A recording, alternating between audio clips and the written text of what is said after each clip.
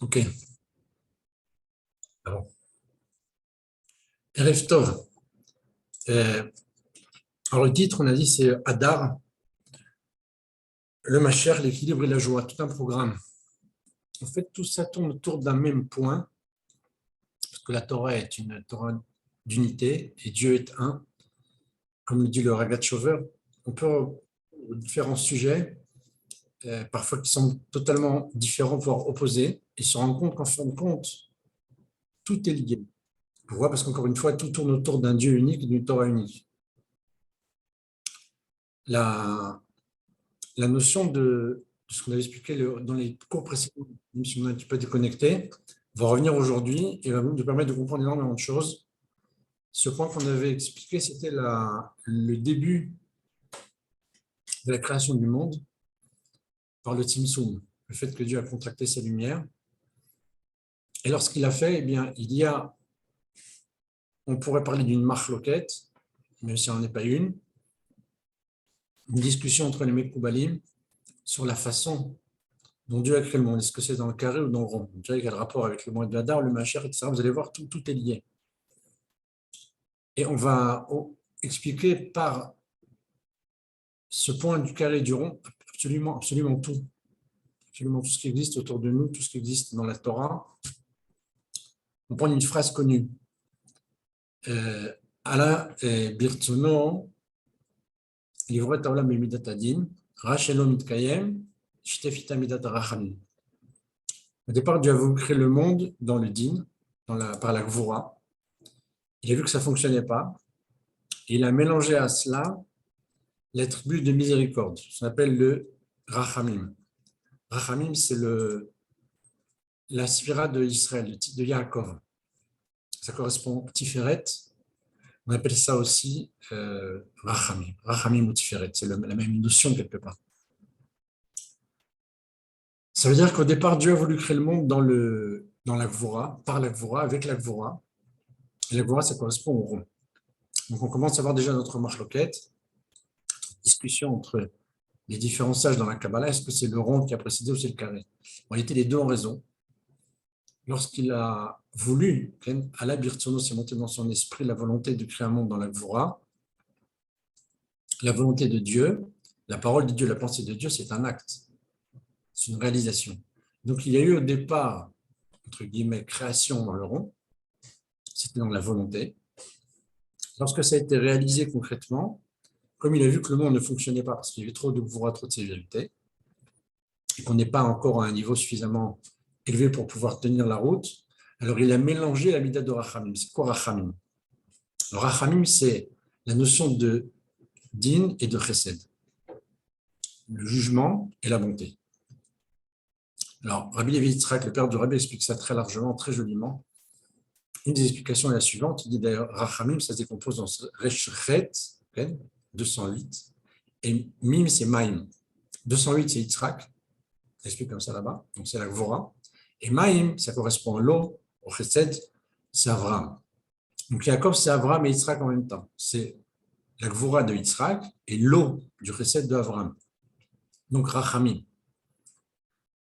Au-delà de ça, la notion donc, de Rachamim, c'est quoi? C'est le fait qu'au départ, on juge la personne, on juge le peuple, on juge telle ou telle chose, et on n'a pas le mérite de recevoir.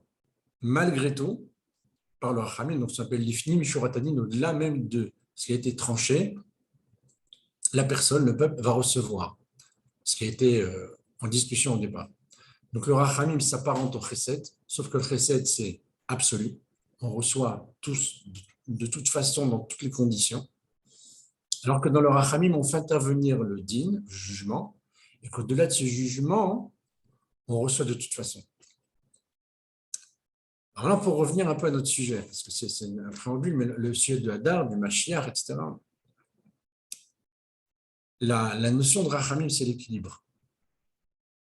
L'équilibre, c'est le fait de n'être ni trop axé ni dans l'axe de droite par extrême, ni dans celui de gauche, mais dans le cave central intermédiaire, donc celui de Yaakov, l'axe Ken, qui est au milieu. Et ça correspond justement à Hadar. Pourquoi? Parce que le fait d'être dans l'harmonie, eh bien, c'est la source de toutes les solutions, la source d'être paisible. C'est le moyen d'être dans la joie, c'est le moyen d'être en bonne santé, c'est le moyen d'être dans la richesse. Alors, la vraie richesse, ce n'est pas la richesse en millions, c'est la richesse dans le fait de se contenter de ce qu'on a. Les Ouachir, c'est un meilleur ce qui est riche, celui qui se suffit de ce qu'il a. Or, on parle ici du mot de Sameach, celui qui se réjouit. Mishenirnas Adar, Marbi Mesimcha. Lorsqu'on rentre au mois de Hadar, on ajoute dans la joie. La joie est constante toute l'année. En Hadar, on rajoute de cette joie-là. Donc, en Hadar, on a ici cette notion d'être dans l'équilibre, par le fait que on est content de ce qu'on a. Alors, ça, c'est la joie absolue. Et le mois de Hadar, comment est-ce qu'on ajoute dans la joie? Bien, par le fait que je vais accepter tout ce que Dieu va me donner. Alors, évidemment, on préfère être, on dit, il vaut mieux être beau, riche, intelligent, etc., que d'être petit, laid, pauvre. Bon, ok. C'est une blague, mais vous avez compris l'idée.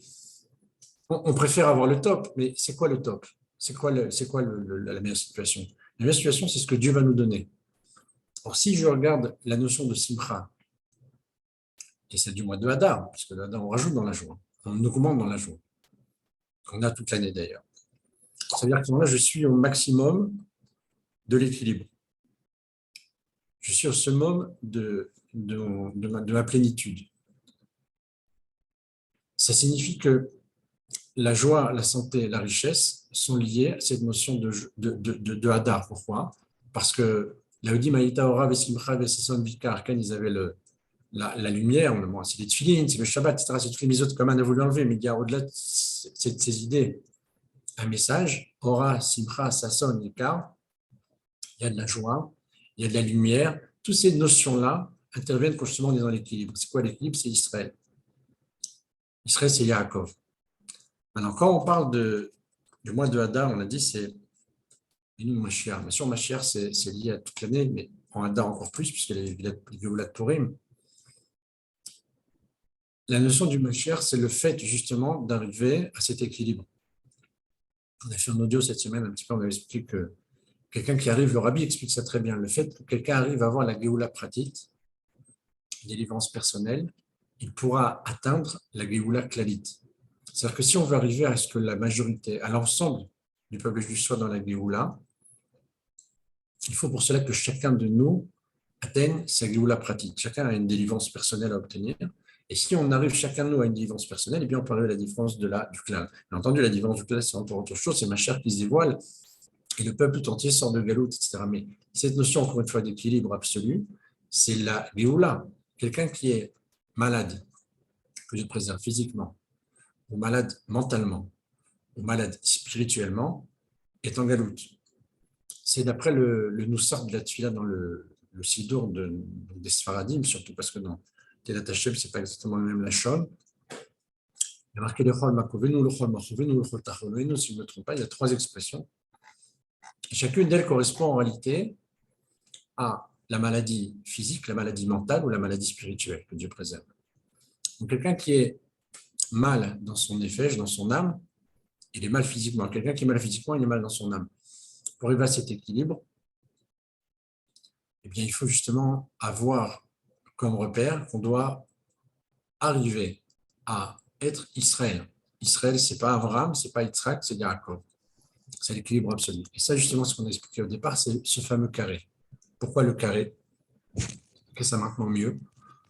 Quand Dieu crée le monde, on a dit une discussion, est-ce que c'est dans le carré ou dans le rond? Le carré correspond au Yud Ke Vav Ke. 4 côtés. Yud Ke Vav Ke. C'est ce qui est marqué dans le livre. C'est un Emek Ameler, qui est une référence dans le monde de Chabad, depuis le Baal Shem Tov jusqu'au Rabbi actuel. Il n'y a pas il n'y a aucun maître de la Chassidut de Chabad qui n'évoque pas ce sujet-là, qui n'évoque pas ce livre-là, en tout cas dans ce sujet. Et donc, si le monde est créé dans le carré, on a un équilibre. Yud Ke Vav Ke. Cet équilibre-là, c'est ce qu'on explique maintenant, c'est la Géoula, c'est Hadar, c'est la joie, c'est tout à la fois se retrouve ici. Quand on regarde la paracha de la semaine, la paracha Tetzavé par exemple, c'est le Trouma qui nous précède, tout là-bas est dans le carré. Vous avez même une photo ici à l'écran là, du Beth Amidash, du Kodesh HaKodeshim, on a un carré absolu. Alors c'est ou le rectangle ou le carré, mais c'est un peu la même chose. Deux carrés c'est un rectangle, deux rectangles c'est un carré. C'est encore un autre débat. Ce qu'on a avec notre tuline, avec nos luchot, les tables de la loi, c'est ce qu'on a avec la soukha, on l'avait évoqué précédemment, tout absolument tourne autour de ça. Mais c'est quoi le carré? C'est la capacité d'unir deux choses opposées, les contraires, unir les contraires. Pourquoi? Parce que justement, lorsque Dieu crée le monde, il y a quelque chose, quelque part presque d'antinomique. C'est quasiment impossible, c'est irréalisable, c'est illogique, c'est incompréhensible. Dieu est infini. Il est au-dessus du temps, il est au-dessus de l'espace, il était, il sera, etc. Toutes ces notions-là le dépassent le temps, il les transcende totalement. La notion de création, c'est dire je crée maintenant un espace avec un temps, avec un homme, un peuple, qui vont être limités par ces notions d'espace-temps, justement. Ça n'a rien à voir avec lui. Il n'a aucun rapport avec ça. Chaque créature, chaque création, il la connaît et c'est lui. C'est une partie de lui. Comme ça, lui, il n'a pas de partie, il n'y a pas de différenciation. La notion de temps n'a rien à voir avec lui, il est au-dessus du temps. La notion d'espace également, on appelle en hébreu hamakom, l'endroit. Pourquoi l'endroit? Parce qu'il est l'endroit, il est partout, il est tout. Donc, imaginez qu'un être illimité, qu'on appelle Dieu, qu'on appelle Hachem, donc justement le Yud Kei Vav Kei, le nom qui transcende les mondes, va se mélanger avec, donc le transcendant va se mélanger avec l'immanent. Le créateur avec la créature, l'infini avec l'infini. C'est complètement impossible, c'est illogique, c'est réalisable. Pourtant, c'est ce qu'il va faire. Donc, le Tzimtzum, la contraction de ces lumières dans le carré, c'est ça. Dans la Kabbalah, dans la Chassidut, dans la Torah, là, on explique que quand deux mondes ont une même valeur numérique, ils ont un équivalent, ils ont des points communs, ils ont des liens. On va aller beaucoup plus loin que la valeur numérique. C'est pas qu'on maintenant a deux choses qui ont la même valeur numérique. On parle de mots qui sont composés, un mot qui est composé de certaines lettres. Et lorsque ces lettres-là sont modifiées, l'agencement de ces lettres est modifié, qu'on retrouve les mêmes lettres dans un autre mot, on est dans une égalité absolue. Alors, il y aura encore des différences. Pourquoi? Parce que si la première lettre est un resh ou un bet, alors on n'aura pas la même force. La lettre première dévoile quelque chose de plus fort par rapport aux autres. Il y a bien entendu dans l'agencement des lettres une situation différente, un objet différent, une couleur différente. Selon les lettres qui vont exister et leur ordonnancement, on aura un élément, un objet, une personne qui seront différents. Néanmoins, si on a au-delà de la gématrie, la valeur numérique, des mots qui seront composés d'exactement des mêmes lettres, on a des équivalences absolues. Le mot riboua, en hébreu, donc le carré, compose deux mots. Des mots, ce sont des noms qu'on utilise dans la Kabbalah qu'on appelle Avrayo. Elles sont ici, je vais les mettre un peu en surbrillance, je vais les souligner. Avrayo, je ne sais pas si j'y arrive, ici avec le curseur, voilà, Avrayo, donc c'est quoi? Av, c'est Ainvet, valeur numérique, Chesed, la bonté. Rayo, Resh Yudvav, donc 216, on a 72, donc c'est Chesed, 216, ça correspond à Gvura, la sévérité. Donc le mot riboua, si on a les mêmes lettres mais qui sont agencées de façon différente, le mot riboua compose les deux expressions qu'on appelle Av, Rayo, Chesed, Vora. Donc on a ici un message. Dans ce carré, Dieu a introduit deux notions totalement différentes, diamétralement opposées, qui sont le Chesed et la Vora, la bonté et la sévérité, le bien et le mal, la bracha et la klala. Vous pouvez prendre tous les exemples, le yin et le yang, comme on dit aujourd'hui. Toutes ces notions sont totalement différentes, totalement opposées. Unir les opposés, unir des éléments qui sont diamétralement opposés, c'est impossible au départ, il faut une force supérieure pour ça. Donc le carré est la création de la chose limitée dans les limites. Le chesed et la gvura sont ensemble. C'est vrai pour le mot riboua, et c'est vrai pour beaucoup d'autres mots qui montrent cet équilibre-là et qui montrent le lien qu'on arrive à établir entre deux choses qui sont totalement différentes. Si on prend l'exemple du hérouv, il y a sur ce thème énormément de textes. Dans le livre du Kabbalah, on en parlait beaucoup. Le fait qu'il y a ce qu'on appelle le Alma des Galé Alma des Tkassia, le monde du Yichud, l'Alma des Yichuda, l'Alma des Pirouda, le monde de l'unité, le monde de la séparation. Le monde de l'unité, c'est la maison, c'est le Beth Knesset, c'est l'endroit privé de l'homme. Ça représente l'unité de Dieu. Alma des Pirouda, le monde de la séparation, de la machloket, de la discussion, de la gvura, des clipotes, c'est le monde extérieur. Lorsque je fais un hérouv, il y a ici une espèce de no man's land, il y a une création d'un espace qui n'est ni le reshut hayachid, ni reshut rabim, ni le domaine privé, ni le domaine public. Il est les deux à la fois, il est encore autre chose. Un peu comme Yaakov, qui est à la fois chesed et gvura, et en même temps tiferet. C'est une notion qu'on a évoquée ici. Ce carré qui est la limite dans les limites. Dévoiler le nom Yud Ke Vav Ke, qui est le nom qui transcende les mondes, dans un carré qui est la chose limitée. Donc ces notions-là reviennent constamment. Dans le Hérouv, qui sont les mêmes lettres que le Riboua, j'ai encore Av, Rayo, Chesed, Gvura. Donc j'ai ici le Chesed, donc de la chose qui correspond au monde, qui est le monde de l'unité, et la Gvura qui correspond au monde extérieur, qui est le monde de la sévérité. Comme dit l'Admorazaken dans Tanya, et Rubo Kekulora, qui est la majorité de ce monde-là, l'essentiel qui se trouve dans ce monde, c'est la Gvura, c'est le mal. Et Rishaim Govrimbo, les Rishaim ont le pouvoir dans ce monde-là. Donc on voit très bien que Alma de Piruda, le monde de la séparation, de la discussion de la Klippa, eh bien c'est le domaine justement des forces du mal. Lorsque je rentre dans la maison juive, je suis dans le domaine des forces du bien, dans le domaine de Dieu. Je crée un hérouf qui est les deux à la fois. Pourquoi? Parce qu'on a cette unicité du bien et du mal, du chesed et de la gvora. Parce qu'on a les mêmes lettres que dans le riboua, dans le carré premier qui a créé le monde. Prenez un autre exemple. On a dans ce qu'on appelle dans la tfila, ce qu'on appelle Yud Gimel Midot. C'est aussi un verset, Yud Gimel Midot Arachamim, les 13 attributs de miséricorde. Le premier mot qui apparaît dans le pasuk, c'est Vayahavor. Vayahavor, Vav Yud Ain Bet Eresh, sont encore une fois les lettres de Avrayo, les lettres de Riboua, les lettres de ce fameux Hérouv. On a les mêmes lettres qui reviennent ici. Donc j'ai là ici de façon absolue les 13 midot de Rachamim, de miséricorde, donc de Rachamim Tiferet, qui sont dévoilés par ce mot-là, Vayahavor. On a encore la même notion de Avrayo, les deux à la fois. On a parlé du Mishkan tout à l'heure, c'est vrai dans le Mishkan de façon absolue. Si on regarde bien, on a dans le Mishkan un endroit qui s'appelle le Haron. Alors le Haron, comme vous le savez, si vous ne le savez pas, on va le montrer ici.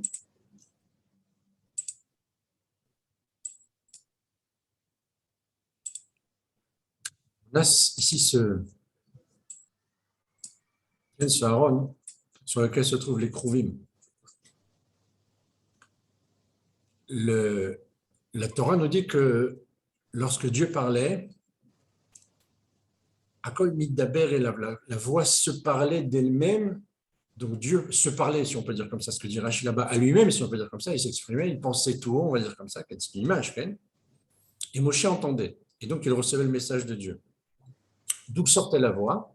Entre les deux Kruvim, entre les deux chérubins. Et c'est un message. Pourquoi? Parce que le Aaron, nous disent les sages dans la Masechet, on va le citer ici de façon précise.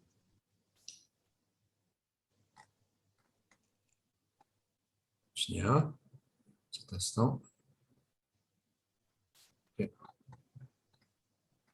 Megillah.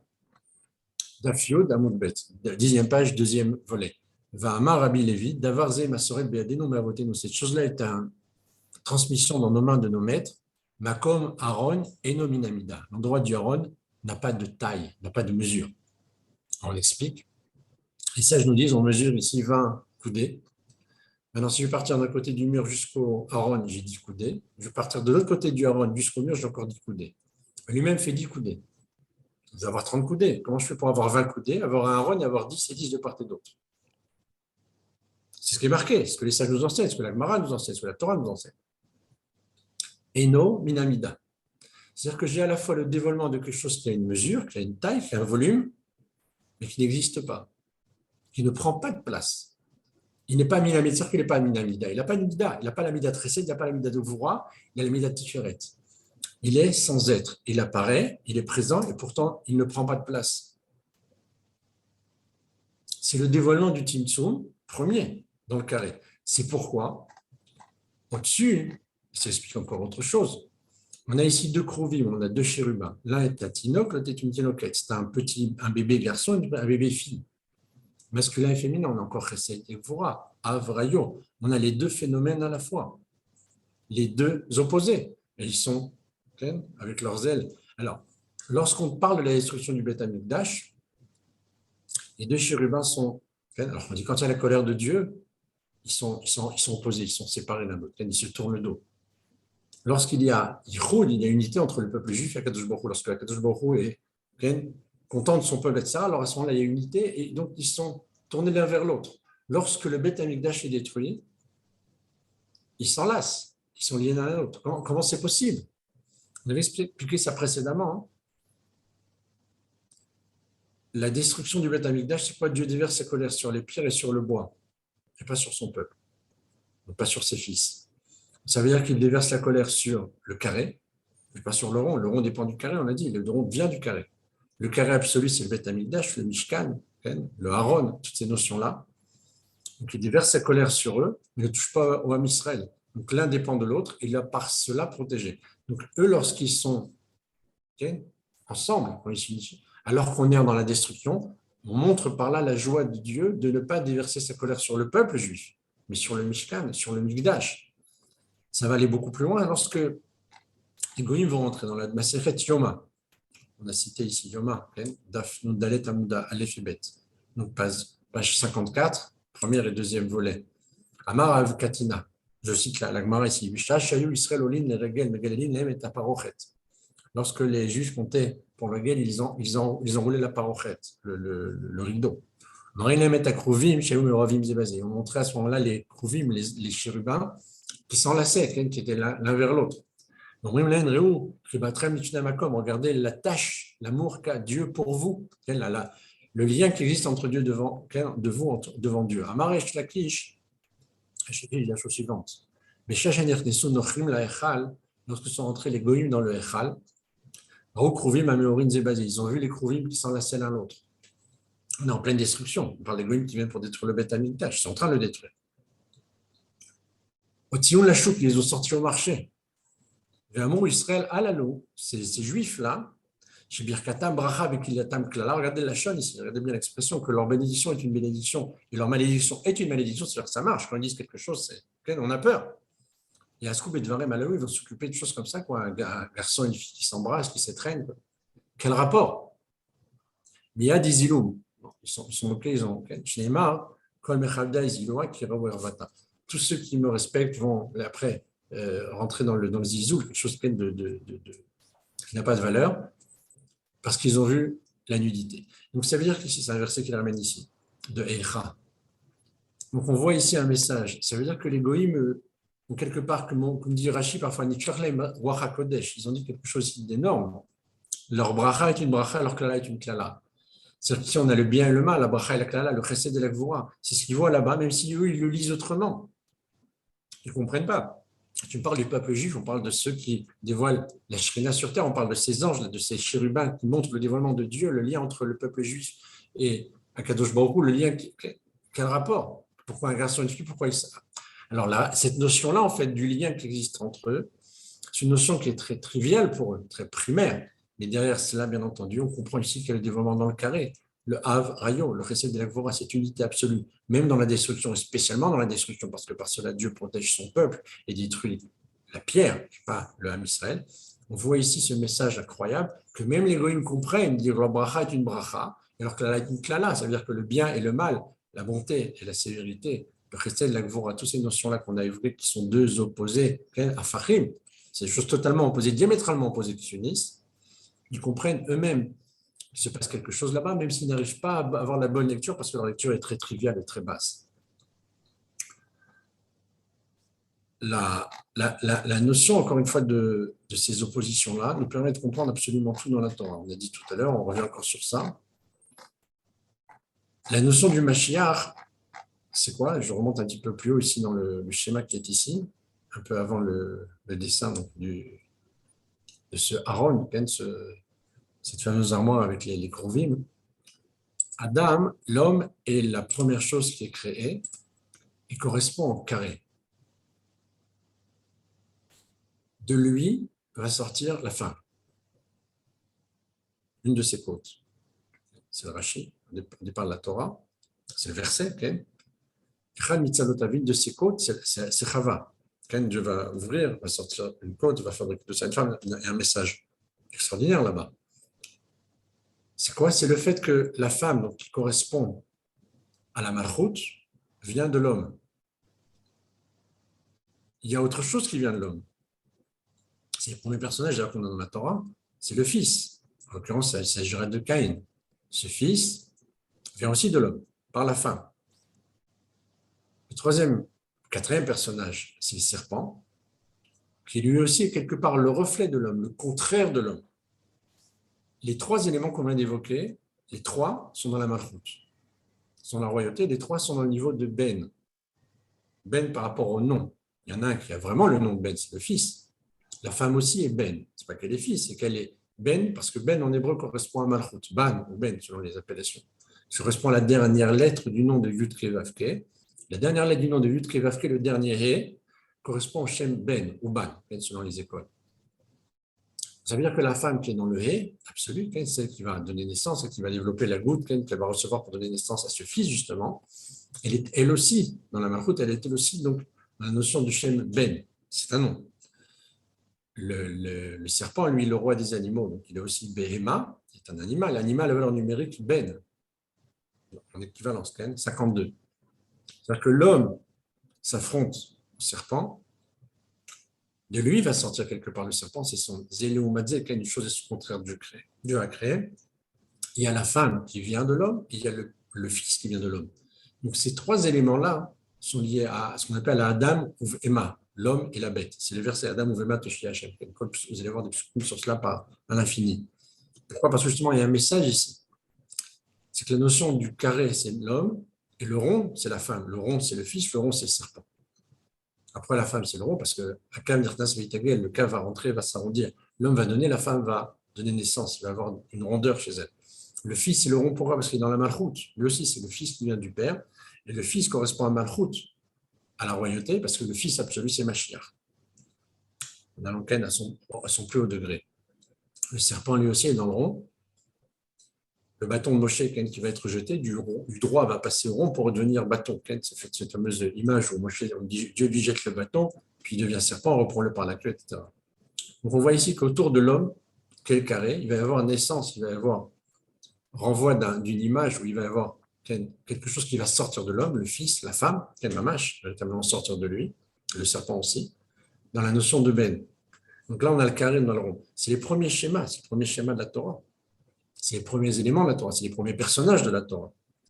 Et c'est un message énorme. Là encore, Zachar unkeva baraotam. Il les a créés mâle-femelle, masculin et féminin. C'est comme ça que l'homme est créé. Du masculin féminin va sortir le féminin ensuite. Donc il ne sera plus que masculin, il ne sera plus que féminine. Même s'il y a quelque chose de masculin en elle et qu'il a aussi quelque chose de féminin en lui. Et cette notion de Zachar unkeva, c'est encore une fois le carré, il boit, avrayo, chesed vora. Le même schéma, toujours.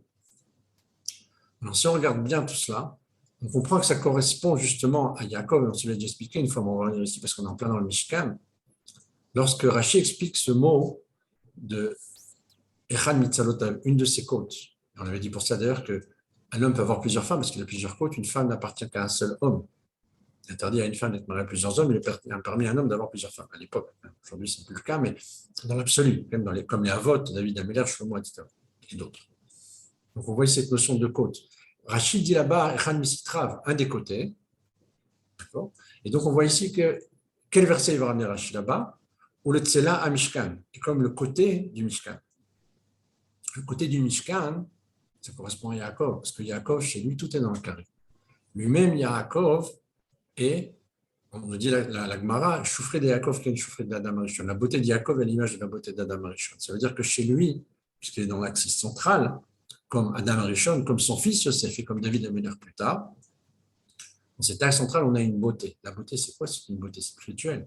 On explique dans le Tanya, dans la Chassidut en général, le fait que l'on ait une couleur qui est noire, par exemple, c'est l'oscillateur d'une couleur du Keter, en l'occurrence, mais on va dire une couleur dans l'axe de droite et une couleur dans l'axe de gauche. Lorsque je identifierai, j'ai la couleur de l'axe de droite, celle de la couleur de l'axe de gauche, et encore une autre couleur qui fait un mélange des deux à la fois. Puis bon, on identifierait, on est dans la beauté, l'harmonie. Cette beauté-là, cette richesse-là, correspond justement à Yaakov. Donc on voit ici que chez lui, il y a une quasi-obligation de se marier avec 4 femmes, puisqu'il n'a qu'un seul côté chez Adam. Or, Yaakov répare Adam, Yaakov est la prolongation d'Adam, donc il aura chez lui 4 femmes, puisqu'il y a 4 côtés dans le Mishkan. Ça va même plus loin, on l'avait expliqué déjà, c'est marqué Isha et Lachota. C'est le langage du Mishkan, c'est le langage de la Torah. Lorsqu'on parle de poutres, une face à l'autre, de telle et telle tenture face à l'autre, la Torah dit Isha el achota, une femme et sa sœur. C'est une image pour dire une poutre et la poutre qui vient s'emboîter en elle. C'est le langage commun de la Torah pour décrire deux objets au féminin, puisqu'au masculin c'est Isha el va nommer son frère, au féminin, Isha el achota, une femme et sa sœur. C'est comme ça que la Torah s'exprime en parlant du Mishkan. Donc je vois ici une concrétisation de ce qui s'est passé chez Adam Arishon, dans le Gan Eden, avec Yaakov qui dévoile ça ici-bas, avec ces quatre femmes qui sont des sœurs. Chacune est sœur de l'autre, Rachel et Léa, Zilpa et Bila. Isha, El Achota, une femme et sa sœur. Donc on a quelque chose d'absolu ici, c'est pas seulement ça, le Mishkan tout entier dans le 4. La bracha des fils est dans le 4. Il va mettre 4 fils, 3 fils et un de ses petits-fils, il va les bénir et les autres vont suivre comme ça dans l'ordre. On va avoir dans le désert le même agencement, le même ordonnancement de 4 camps, avec 3 fois de chacun. On va regarder les Urim et Tumim. On a dit alors Moshe reçoit le message de Dieu par le Aaron, à l'intérieur, entre les deux Kruvim, entre les deux chérubins. Comment le peuple n'entend pas cette voix? Rachid nous dit ça s'arrête au niveau du allemand et de la voix arrive jusqu'à Moshe. Au-delà, personne n'entend. Aaron même n'entend pas. Comme il y a Moshe qui entend. Comment le peuple juif entend entre guillemets le message de Dieu? Par justement les Urim et Tumim. Les Urim et Tumim, c'est 4 séries de 3. On est encore dans le 4. C'est un carré avec plusieurs carrés à l'intérieur. On est encore dans le 4, etc. Vous voyez que le message passe à chaque fois qu'on a des afachim, des opposés. On va réussir à faire passer le message. Dieu va passer le message. Dieu va dévoiler, va se dévoiler par justement ce carré-là. C'est obligatoire. Si vous prenez la paracha de cette semaine, celle de la semaine précédente, vous vous rendez compte qu'il y a énormément de harba qui reviennent. Il y a Philo, la chaîne de Merabéa, il va le rendre carré. Il faut qu'il soit comme ça, nous dit Rachid sur le Mishkan. Donc cette notion de 4 va revenir constamment dans Trouma, dans Tetzavé, dans les parachats précédentes et celles qui vont suivre. Ça revient, c'est redondant. Pourquoi? Parce que justement, c'est la base. Il n'y a rien dans le monde qui ne fonctionne pas selon ce carré, ce rond. C'est comme ça que tout fonctionne. C'est comme le Rabbi une fois l'avait dit dans plusieurs sikhot. Le monde tout entier fonctionne avec la notion de mashpia, mekabel, celui qui donne, celui qui reçoit. Tout l'univers fonctionne comme ça. Mais il y a encore autre chose au-delà de ça, c'est de comprendre que par ce carré-là se dévoile une chose qui est totalement extraordinaire, qui est totalement impossible, on va dire presque. Pourquoi? Parce que justement, a réussi Dieu à faire rentrer dans le monde quelque chose qui s'appelle la création, la créature, le temps, l'espace, alors que ça n'a rien à voir avec l'être créateur. Il n'a aucun rapport avec cela. Il a tellement contracté sa lumière qu'il a créé une situation où il y a un homme dans l'espace-temps. Alors l'homme est à l'image de Dieu, l'espace n'a rien à voir avec lui parce qu'il est limité dans l'espace, le temps non plus parce qu'il est limité dans le temps. Et l'homme aussi est limité par rapport à un être totalement limité. Mais il y a ici quelque chose qui nous rappelle le Créateur, tout en étant à la fois quelque chose qui n'a aucun rapport avec lui, parce qu'il n'est pas lié avec toutes ces notions. Donc chaque fois que vous verrez ces lettres, ces 5 lettres de Resh, Yud, Bet, Vav, Aïn, qui font le mot riboua carré, vous allez avoir des choses totalement opposées, totalement différentes, qui sont presque en guerre l'une contre l'autre, qui n'ont aucun rapport l'une avec l'autre, qui vont s'unir et vont donner naissance à un élément, troisième élément, un nouvel élément, qui est l'union de ces deux choses-là, qui à la base n'aurait jamais pu se rencontrer, n'aurait jamais pu s'unifier. Ce qu'on a dit tout à l'heure, Vayaravor Hashem Alpana, Vaikra Hashem, Hashem, Kel, Rachum, Vechanoun. Ces 13 attributs de miséricorde commencent avec le mot Vayaravor, c'est le même lettre que le mot Riboua. C'est vrai pour le Hibour. On va prendre d'autres exemples pour que vous voyez à quel point c'est précis. Le mot Hibour, la grossesse, la conception, tout à l'heure, l'axe va rentrer, va s'arrondir. Chez la femme, la notion de Hibour, c'est quoi? Kodem Kol, quand on parle de Hibour, on envisage surtout la création par rapport à la naissance d'un fils, qui est le Mashiach, etc. C'est la notion première, c'est ça l'idée. Quand Adam et Chava vont avoir un fils, le but c'est de donner le Mashiach. Quand David va avoir un fils, il va donner le Mashiach. C'est ça le but. Alors, le fils, c'est le Mashiach, c'est pas autre chose. Donc ici, il va y avoir un être féminin et masculin. Mais au-delà de ça, dans la création même, il y a la notion que Dieu préserve de non-vie. La femme qui donne naissance est prête à donner sa vie pour cela. Il y a un messire de Nefesh. D'ailleurs, on l'a déjà répété et dit plusieurs fois dans plusieurs cours, le fait même d'amener un enfant au monde, de donner naissance, même si, Baruch Hashem, dans la majorité des cas aujourd'hui, il n'y a pas, bien entendu, même s'il y a un danger, il n'y a pas de cas de non-vie, il y a de toute façon quelque chose, une perdition ici. La femme va perdre de ses vitamines, va perdre de ses forces, va être en danger pendant 24 mois. Il va perdre une dent, des cheveux, ça que Dieu préserve. C'est des choses qui sont connues des femmes, même si nous, ne vivons pas cela, on vit en parallèle, on vit en spectateur, mais on voit très bien qu'il se passe des choses terribles lors de la grossesse et de l'accouchement. On voit ici la notion d'être prêt, que Dieu préserve à que Dieu préserve, quitter ce monde pour pouvoir donner naissance. Donc c'est mourir pour faire vivre. On voit ici des opposés flagrants, des oppositions flagrantes. On voit ici deux choses totalement, diamétralement opposées qui sont réalisées par le fait qu'il y ait hibour, qu'il y ait grossesse. C'est encore les mêmes lettres. Lorsque vous prenez alors le hérouf, cet espace, cet enclos qui est entre le domaine privé et le domaine public, c'est la même chose.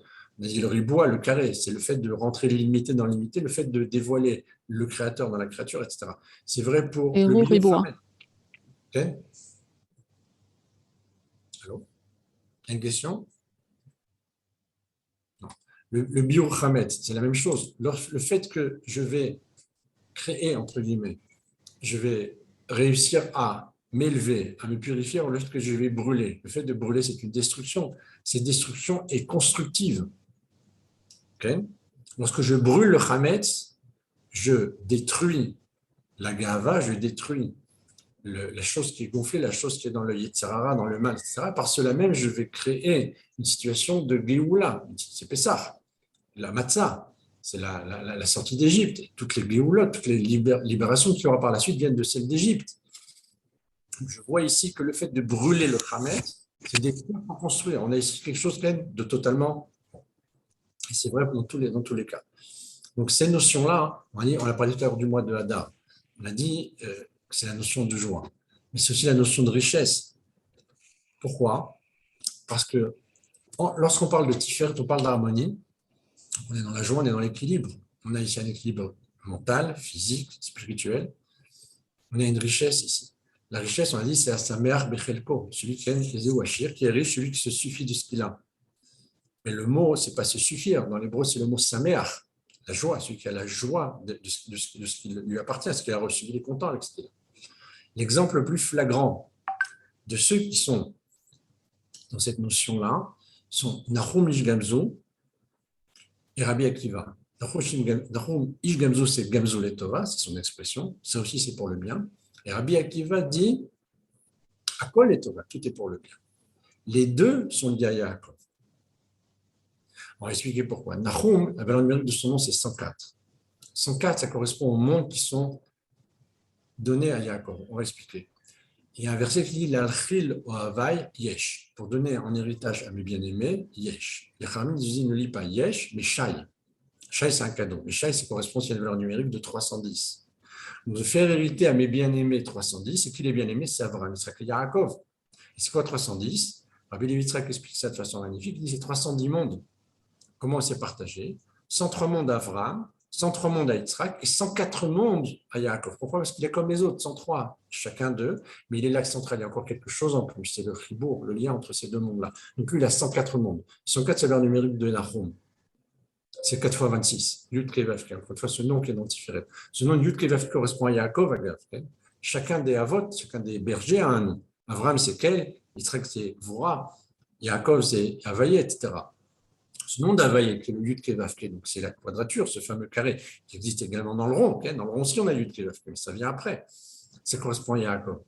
Donc Nahum Ish Gamzu, cet homme qui dit ça, c'est aussi pour le bien, eh bien sa source, elle est dans Yaakov. Si on prend Rabbi Akiva, qui dit Akol et Tova, tout est pour le bien, Rabbi Akiva, comme le dit le Haré Akadosh, le Rabbi Chaim Vital dans Shara Gilulim, Akiva sont les mêmes lettres que Yaakov, plus un Aleph. Pourquoi? Parce que le Shoresh Nishmato, la source de l'âme de Rabbi Akiva, est dans Yaakov. Donc on voit très bien que Rabbi Akiva, c'est Yaakov, quelque part. C'est le Shoresh de Nishama de Yaakov. Donc il a aussi la notion de Akol et Tova, tout est pour le bien. Comme dit Yaakov, Yeshil Kol. Et ça, Yeshira, Yeshikol. Donc on voit ici quelque chose d'absolu, que chez Rabbi Akiva, tout est pour le bien. Rabbi Akiva, c'est Yaakov, c'est les mêmes lettres. Yaakov dira, lorsqu'il verra Yosef après 22 ans, Shema Israël. Rabbi Akiva, lorsqu'il va quitter ce monde, dira Shema Israël. C'est un exemple, c'est un petit rappel, mais on sait très bien qu'Yaakov et Rabbi Akiva sont étroitement liés. Maintenant, on voit ici cette notion de richesse, cette notion de joie, cette notion d'équilibre, elle est chez Yaakov, puisque Yaakov est dans l'équilibre, il est dans la richesse, il est dans l'axe central. C'est vrai pour ces deux hommes-là. Donc, le mois de Hadar, encore une fois, la notion de Géoula pratique, c'est cette joie-là que j'ai lorsque je suis content de ce que j'ai. Et ce que j'ai, c'est ce que je dois recevoir. Cette joie-là, elle est liée au fait que je me contente. Comme on dit, quelqu'un qui espère toujours plus ne sera jamais satisfait. C'est quelqu'un qui est content de ce qu'il a, il sera content de tout ce qu'il recevra, quel que soit ce qu'il va obtenir, puisqu'il n'attend rien, chaque chose qu'il pourra recevoir sera magnifique pour lui. Alors qu'à l'opposé, celui qui est toujours dans les tavot, dans les désirs, etc., ne sera jamais satisfait. C'est ce fameux verset du Rabbi, c'est Sichot où il dit Merumim tsarke amera ki da'atam ketzara. Ils sont nombreuses les demandes de ton peuple parce que leur da'at est petit. Le mot, le pasouk là-bas est da'at. Da'at, c'est Yaakov. Chochma, c'est Abraham. Bina, c'est Yitzhak. Da'at, c'est Yaakov. Leur da'at est petit. Le da'at, par excellence, c'est quelque chose qui est ouvert. Le da'at, par excellence, c'est l'équilibre. Si tu es dans la demande constante, da'atam ketzara, c'est le verset même. Leur da'at est truqué. Leur da'at ne correspond à rien. Le da'at, c'est justement cette richesse, cette paisibilité-là de dire, voilà, ce que je reçois, c'est bien. Non, il est dans l'exigence. Je veux encore. Tu n'as rien compris. C'est le contraire de ce qu'on te demande d'être. Donc lui, au lieu d'être dans le da'at de Yaakov, il est dans la demande. Donc son da'at, il est katsar, il est 3. Le verset opposé de notre Rabbi, c'est Leftov Mishtétamid, celui qui a un bon cœur est toujours en festin. Ça veut dire que quel que soit ce qu'il va recevoir, ce Gemzul et Tova, ce Akol et Tova, que tout est pour le bien, ça aussi est pour le bien, eh bien ça correspond justement à ça. Ce que je reçois, c'est bien. Donc la joie, la vraie joie, c'est d'arriver à être content de ce qu'on a, c'est d'arriver à être dans l'équilibre. Cet équilibre débouche sur la santé débouche sur l'équilibre. La richesse, c'est la joie, etc. Vous voyez que tout cela est lié. Lorsqu'on demande la richesse, on demande la santé, on demande la bonne humeur. Tout ça, c'est un seul et même élément. C'est voir que Dieu règne dans le monde. C'est voir que Dieu a créé justement dans le carré, avec cet équilibre absolu du Yud Kevafik, qui est le nom de Yaakov, justement, c'est le nom qui est lié à Yaakov. Eh bien, par cela même, j'arrive à cet équilibre-là, et à par cela même, j'ai la joie de Hadar, par cela même, j'ai ma Géoula personnelle, qui est la Géoula de Purim, la Géoula de Pessah, etc. Par cela même, j'ai la richesse, c'est celui qui se contente, qui est joyeux, qui est heureux de ce qu'il a. Vous voyez qu'on a ici un même phénomène. Alors donc, pour revenir à notre sujet ici du carré, qui est absolu, on voit ici très bien que rien ne fonctionne sans cela. C'est impossible. Donc, encore une fois, c'est vrai pour le Mishkan, c'est vrai pour le Mikdash, c'est vrai pour tous les objets qui sont là-bas, que ce soit le Haron, que ce soit le Shulchan, que ce soit la Menorah qui est dans le droit, qui n'est pas du tout arrondi, etc. Et donc, si j'ai compris ça, j'ai compris que tout ce qui fonctionne dans le Tiferet fonctionne bien. Prenez un exemple courant de dispute que Dieu préserve qui peut exister dans un couple. La notion de dispute, la notion de divorce, c'est quoi? C'est Shvirat HaKelim. C'est le fait qu'il y a eu ce qu'on appelle avant que le monde soit créé, Shvirat HaKelim, il y a eu la cassure des Kelim. À ce moment-là, les 288 étincelles se sont dispersées dans le monde.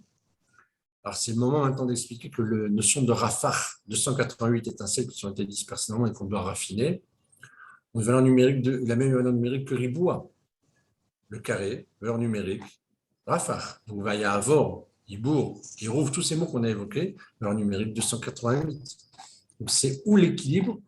Et dans ce cas-là, donc j'ai Avrayo, où j'ai, dans d'autres cas, comme je l'ai écrit ici, là, on va le surligner.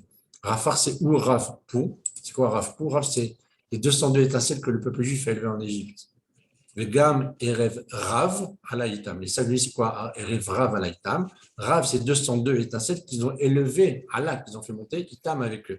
Ils ont réussi en Égypte à élever 202 étincelles. Là-dessus, le rabbi pose une question extraordinaire. Il dit comment est-il possible qu'en 210 ans, une partie du peuple, parce qu'ils sont moins nombreux que ce qu'on pouvait être aujourd'hui, ont réussi à élever 202 étincelles en 210 ans, et que nous, en des milliers d'années, on n'a pas réussi à élever 86 étincelles.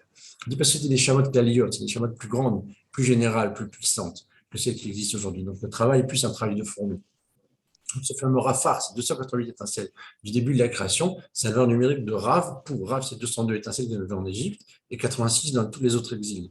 Mais c'est aussi la valeur numérique de Av Rayo, ce qu'on a dit tout à l'heure. Chesed, Vora. Tout ça se trouve au début même de la Torah. Le deuxième verset de la Torah nous dit l'Oré Akadosh, le souffle de Dieu était la surface des eaux. Il dit, de Rafah, met, les 288 étincelles qui sont mortes, qui sont tombées justement. Qui peut faire le travail de récupérer ces étincelles qui sont mortes, qui sont tombées? Israël.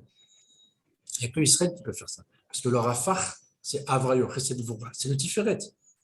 C'est le carré premier, c'est ce qu'est Yaakov pour réparer Adam. C'est ce qu'il y a encore dans le Mishkan, dans la Bracha des fils, on l'a évoqué tout à l'heure. C'est que lui qui peut faire ça. C'est notre travail à nous. Maintenant, lorsqu'il y a union entre un homme et une femme qui sont deux êtres totalement différents, de deux milieux différents, de deux natures différentes, ils arrivent à s'unir dans cette espèce d'égoïsme dans le partage, alors il y a ici un avrayo, il y a Chesed et Gvura, il y a ici le carré, il y a ici le dévoilement de la lumière qui transcende les mondes à l'intérieur des mondes.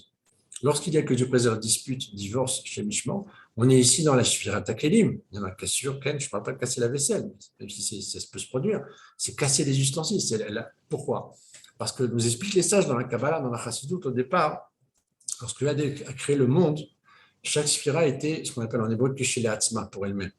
Le Chesed considère qu'il était au top, qu'il n'a pas besoin de la Gvura, du Tiferet, du Rach, il a besoin de personne d'autre. C'est lui qui peut expliquer aux autres c'est quel Chesed, et c'est lui le meilleur. On est dans la Gvura, c'est exactement la même chose. La Gvura n'a rien à voir avec le Chesed, ni avec le Netzar, etc. Il n'a pas besoin des autres. C'est lui le maître, c'est lui le meilleur. Et ainsi de suite. Chaque Sphira était pour elle-même. Le mélange, l'exemple même du mélange, c'est quoi? C'est la Sphira Tormer, on a Chesed Shiba Gvura, Gvura Shiba Chesed, et toutes ces notions justement de mélange des sphirotes pendant 7 fois 7, on arrive au 49, pour justement au Noun, ce fameux Noun, et bien ça même, c'est la capacité qu'a le peuple juif de raffiner par le mélange, par la symbiose entre deux sphirotes qui sont différentes et opposées. Lors de la création du monde, chaque sphira était pour elle, était ce qu'elle était pour elle-même. Il n'avait aucun rapport avec l'autre, il ne recevait pas de l'autre. On ne parle pas de donner, on ne parle ni recevoir ni donner. Il n'y a pas d'échange, comme la mer morte, elle ne reçoit pas d'eau, elle ne renvoie pas d'eau. C'est une mer qui est isolée. Comme elle est isolée, il n'y a pas de vie. C'est une mer qui est totalement saline, il n'y a pas de vie là-bas, il n'y a pas de poisson. Donc la notion d'échange, c'est la notion de vie. Ces sphirotes n'étaient pas dans l'échange. Dans le Olam Atikoun, oui. La réparation, oui, il y a ici quelque chose maintenant de mélange et de symbiose, justement, dans le carré entre le chesed et la gvura, le bien et le mal, la bracha et la klala, l'homme et la femme, toutes ces notions qui vont se mélanger maintenant. Cette capacité-là, c'est la capacité, justement, de pouvoir mélanger les choses. Sans ce mélange-là, on ne peut rien faire. Alors, si on regarde bien au moment de la création, c'est un thème qu'on avait déjà évoqué, les premiers mots de la paracha de Ve'atat et Tsavé ont une valeur numérique de 913, comme Bereshit. Ce qu'on vient d'évoquer maintenant, Bereshit bar Elohim, et là-bas le souffle de la surface des eaux. C'est quoi la notion de l'olivier, même si on n'en avait pas au départ, le zaït, l'huile d'olive spécialement, puisque c'est l'ordre qu'on a reçu. Eh bien, ici, on va le mettre en surbrillance. C'est les 3 versets où on parle de la vie éternelle. La vie absolue. Il n'y a plus de notion de mort que Dieu préserve. Le premier verset, c'est le Az Yashir Moshe. La dernière lettre de Az, c'est un zaïn. Lorsque je prends la deuxième période où j'ai la vie éternelle, en remontant longtemps, parce que je pars de la fin vers le début, je prends la dernière lettre et je vais aussi dans les derniers versets, dans la dernière période, je vais à l'envers. Je monte depuis la Az Yashir, c'est quoi? Az Yashir Moshe Chantra. Rachinui de là-bas, j'apprends Triatametim. La résurrection des morts, c'est sur la fin, c'est la dernière étape, avant que justement ma chair se dévoile. Ma chair se dévoile, la Tamétim, la résurrection des morts, le Beth Amikdash, rassemblement des exilés, etc. On est dans le message dernier. Dans le Az Yashir Moshe, il y a un remède, une allusion sur la résurrection des morts. Le Zayin, la dernière lettre, c'est la première lettre du mot Zaït, l'huile d'olive. Donc olive, ça commence avec un Zayin. Lorsque je suis sur Anochi, ici donc le deuxième verset, Anochi, c'est le matin Torah. C'est la deuxième fois qu'on a reçu la vie éternelle en réparation. La dernière lettre de Anochi, c'est un Yud. La deuxième lettre du mot Zaït, l'huile, olive, pardon, c'est un Yud. Lorsque j'arrive sur la création même, avant la faute de l'arbre de la connaissance, je suis dans Bereshit. Bereshit, la dernière lettre de Bereshit, c'est un Tav. C'est la troisième lettre du mot Zaït, olive. Donc Zain, Yud, Tav, ça correspond justement à ce Ve'atat et Tzavé. Ok. Il y a une question? Non. Et bien Israël, il les Shemen Zaït Zar Katiklamor, les Alod Nertamid. Donc voilà. Donc tu vas ordonner au Béné Israël de prendre pour moi de l'huile d'une olive pure qui a été concassée pour faire briller, pour faire monter une lumière éternelle. Cette lumière éternelle, c'est quoi? C'est l'arbre de la connaissance du bien et du mal? Non, c'est l'arbre de la vie. Il n'y a pas ici de bien et de mal, il y a quelque chose d'absolu. Le tamid, l'éternité, c'est quoi? C'est la vie éternelle. C'est cette notion d'huile qui dépasse, qui monte au-dessus de tout. Donc ça se retrouve dans les 3 étapes. Le moment de la création avant la faute, le moment de Matan Torah, le moment de la Géoula avec donc le Mashiach. C'est pourquoi on est dans les 3 étapes, la vie éternelle. C'est pourquoi d'ailleurs on retrouve aussi ce rond absolu qui était le serpent, qui revient dans le Hegel. On l'avait dit déjà, le Hegel, en hébreu, le veau, à l'étymologie du mot Igoul, le mot rond. Okay, on est en opposé, on a le carré ou le rond. Le carré, le droit, c'est l'homme. Adam Arishon, le rond, c'est le serpent. Ici, les Luchot, on Matan Torah, c'est le carré. le Hegel en hébreu, le veau, la même étymologie que Goul, c'est le rond opposé au Luchot. Lors de la Géoula, on a aussi, encore une fois, le droit qui revient. Az Yashir Moshe. Yashir en hébreu, la chon chanter, mais c'est aussi la même étymologie que Yachar, la notion de droit. C'est un opposé à ce qu'on vit aujourd'hui avec ce virus, malheureusement, qui est lui aussi dans le rond, sa forme est ronde, comme le veau, comme le serpent. On retourne la fin, au début, le début à la fin. C'est pour ça que le Sefer Yetzira dit Naout Sofan Betrilatan, Betrilatan, Besofan. La fin est reliée au début. C'est pourquoi on commence avec Az Yashir, on commence avec la Géoula et la Tret Amitim, la résurrection des morts. On continue avec le Matan Torah et on termine avec la création, avec Bereshit. Ce n'est pas par hasard. Donc on voit ici, il y a encore un autre message. C'est que si vous regardez un arbre, la racine de l'arbre correspond à Tret Amitim parce qu'elle est dans la terre. C'est de là que vont revenir les morts. Quand vous prenez le tronc, ça correspond au Matan Torah parce que Etz Chaim, il a Machazik Nimba, cet arbre de vie, c'est celui qu'on va saisir, c'est la Torah elle-même. Lorsque j'arrive au niveau le plus haut, on a les feuilles et les fruits. Le fruit correspond à celui de Bereshit, celui qu'on ne devait pas manger. Donc on a ici une évolution, même si elle semble inverse. C'est exactement ce qu'on a fait avec le Az Yashir. Moshe chantera Matan Torah, donc la résurrection des morts, Matan Torah et la création. 3 étapes de vie éternelle. C'est exactement pareil avec un arbre. La racine, qui est dans la terre, d'où vont revenir les morts. Le tronc qui correspond à la Torah, ce Etzraïm, ce bois-là que je tiens, qui est qu'on appelle le Etzraïm, même dans le. C'est pas pour rien, dans le Sefer Torah, on a des bois à l'intérieur, que ce soit dans le Sarsfarad, Ashkenaz, on a toujours des bois aussi.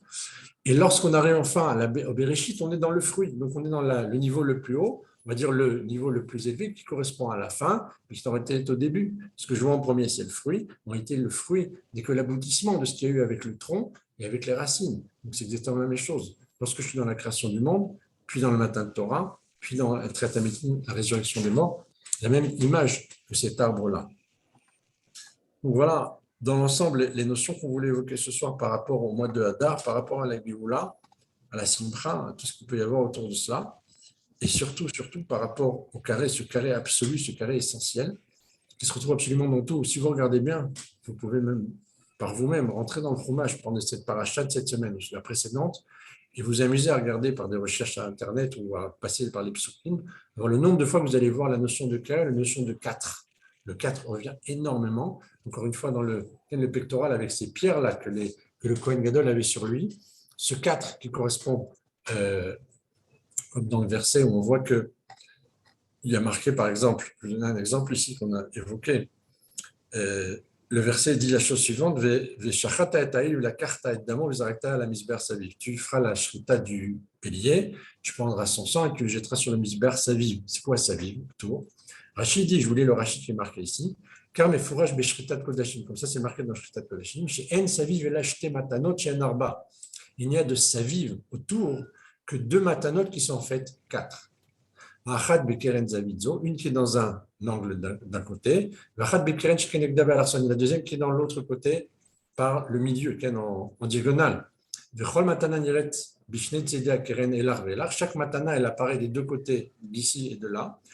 Ça veut dire que le sang va se retrouver sur 4 ruchot, sud, est, ouest, nord. L'écart, car vous savez, c'est pourquoi on l'appelle saviv. Alors, regarde, il y a encore un autre élément, c'est que le mot saviv est la numérique de 74. 74, ça correspond à une des lettres qu'il y a dans le schéma Israël, ce fameux schéma Israël, qu'il y a encore Israël qui revient. C'est même la numérique Neched, le petit-fils, qu'on avait évoqué une fois dans un cours précédemment, même plusieurs cours. Pourquoi je vous parle de ça? Parce que la bracha absolue, c'est la bracha de Yaakov à ses petits-fils, qui sont des fils au final. C'est la bracha qui donne. Il y a Yaakov, Yosef, Ephraim et Menaché, ils sont 4. C'est la bracha des fils. Ils sont des petits-fils. Donc il va les transformer, il va les faire rentrer dans les giron, ils vont devenir des tribus. C'est pour ça qu'on va les retrouver d'ailleurs dans la bracha, qui va donner, lorsqu'il va ensuite bénir ses fils, il va y avoir 4 campements. On va avoir Yehuda, on va avoir Reuven, on va avoir Dan, on va avoir Ephraim. Ephraim, ce n'est pas un fils, il a rentré comme fils, il devient une tribu absolue. Donc on voit ici cette notion de saviv, tout autour. Quand il parle ici, il y a un côté, puis un autre. Alors, la notion d'alarson, ça correspond dans Sefer Yetzira aux 12 alarsonim, ces 12 diagonales qui sont les 4. Non, les 12 tribus, les 12 mois, etc. Tout ça revient souvent. On voit donc ici cette notion de saviv tout autour. Chez Yaakov, ce n'est pas seulement dans le Mishkan, mais c'est vrai dans le Mishkan, pour l'exemple qu'on donne ici, Yaakov autour de lui va avoir ses fils, 4 fils, donc 3 fils et un petit-fils qui devient un fils, et puis 3 autres tribus qui vont suivre ensuite chacune dans ces côtés-là. Donc on voit cette notion de façon absolue dans tout ce qui peut exister autour de Yaakov, et Yaakov, c'est Israël, c'est le peuple juif, c'est vrai dans le Mishkan, c'est vrai dans le Mikdash, c'est vrai dans la Bracha, et c'est vrai dans tout ce qui peut exister depuis Adam Rishon jusqu'à la Géoula. C'est pourquoi, d'ailleurs, pour conclure sur ce mot-là, le troisième Beth Amikdash, contrairement aux autres, on avait dit il y a carré et il y a rectangle. Deux carrés, c'est un rectangle, deux rectangles, c'est un carré. Mais le troisième Beth Amikdash, à la rencontre des deux autres, aura un élargissement sur les côtés, il ne sera plus rectangulaire. Le Shetar, l'environnement du Beth Amikdash, ce sera un carré absolu. Voilà, sur ça, on va terminer pour ce soir. S'il y a des questions, j'écoute, bien que je crois que je dois terminer à 9h05 d'après ce que Mordechai m'a dit. Merci à vous. Merci d'avoir été avec nous. Mordechai. Oui, je t'entends, je suis là. Voilà. Je te rends l'antenne. Et merci beaucoup en tout cas. C'est ça.